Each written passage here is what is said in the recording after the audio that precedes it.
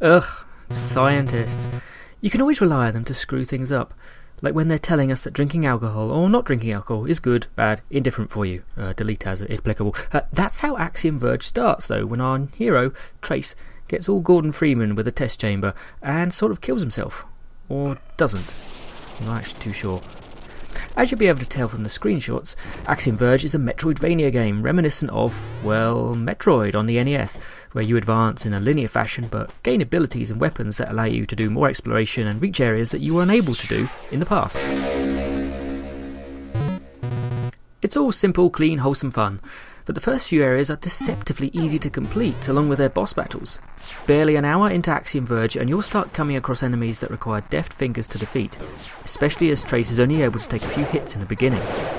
Regeneration sends you back to a manual save point, which is eerily reminiscent of the eggs in Alien, with all the enemies respawned and the rooms reassembled.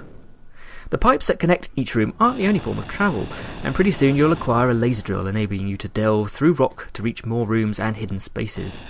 This is just the start, and the constant challenges and new toys to play with ensure it's time well spent. This wealth of gameplay makes Axiom Verge feel incredibly dense, and the retro aesthetic makes it feel like you're discovering a lost classic game of the 80s. And this is what sets the game apart from so many others that have gone for this pixel retro porn look with no actual classic gameplay to back it up.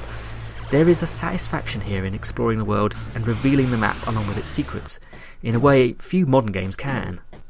This means it won't be to everyone's taste, of course. But if you love the challenge and style of those older Metroid and other world-like games, then Axiom Verge should bring you right back home. You gain a basic weapon right at the start, soon to be followed by one that has a shot that can be detonated. This immediately leads to new areas only unlockable by using this weapon. It's a short, easy introduction to how the rest of the game and its map plays out. Weapon upgrades are plentiful, increasing power and size alongside new weapons and items.